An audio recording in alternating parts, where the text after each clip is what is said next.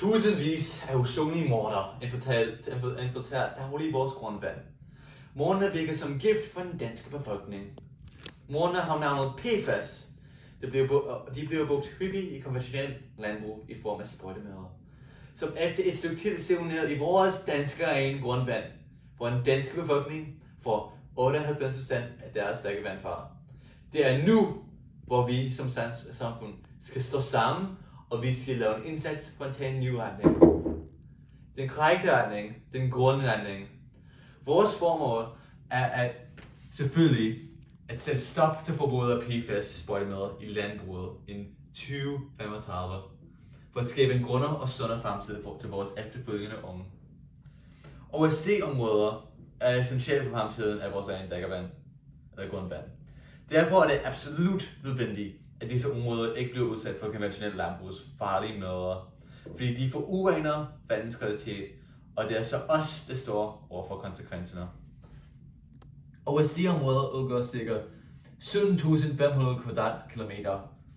Disse områder er ryggraden for Danmarks fremtidige vandforsyning. Ca. 9.450 kvadratkilometer af OSD-områder allerede dyrkes som konventionelt landbrug. Det vil sige, at over halvdelen af de vigtige grundvand i disse områder er allerede præget af de farlige kemikalier, som benyttes i konventionelt landbrug. Okay, det er masse stoffer i vores drikkevand, siger du måske. Så hvorfor er vi bange for specifikt PFAS?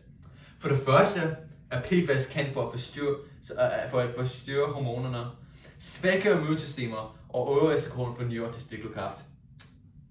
Okay. Og der er flere forskellige institutioner, det er enige med det. Nogle eksempler er Sundhedsstyrelsen, Kræftens Bekæmpelse og European Environment Agency og mange flere. Derudover er der undersøgelser, som viser en klar sammenhæng mellem indtag af PFAS og leverskader, fedme og fertilitetsproblemer.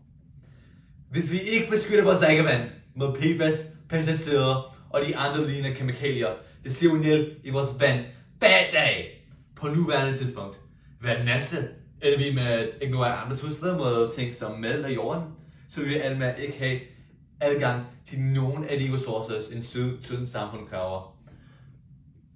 Derfor er Danmark nødt til at vedtage en ny retning. Vi skal få landmænd ansvarlige for investering. Til at betale den pris, de selv forårsaget. Det er ikke fællesskabet, som skal betale, men i stedet dem, som er skyld for forurening. Hvilket er landmændene, som selv har valgt at bruge de sundhedsskadelige midler, som de har brugt. På den måde hæmmes udledning af PFAS markant. Samtidig med at landmændene har stadig frit valg med indhold af kemikalier i deres sprøjtemidler. Hvis landmændene tager beslutningen for at finde sprøjtemiddelerstatning og undgå totalt forbrug af PFAS, bliver vandkvalitet højere. Hvorimod hvis landmændene bliver ved med at forbruget af PFAS-holdige sprøjtemidler, skal de betale prisen for forurening af grundvandet. Nogen vil måske sige, at vi immuniserer landmændene, så vi må forklare, at vi tvinger dem ikke til at stoppe med at bruge af sprøjtemidler. Der findes masser af andre sprøjtemidler, det ikke indeholder PFAS. Og for at opnå en grøn fremtid, den grønne fremtid, Danmark stræber efter, skal vi afskaffe PFAS. Og hvis vi kan beskytte OSD-områder og afskaffe PFAS, kan vi skabe bedre og sundere drikkevand for den danske befolkning. Stem fornuftigt! Amen.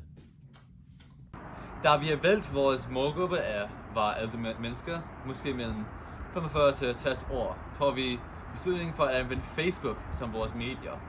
Facebook er nemlig et socialt medie, og på grund af det benytter vores tale af lead-modellen, der modtager os i stand til at give input gennem kommentar og ved at dele videoen.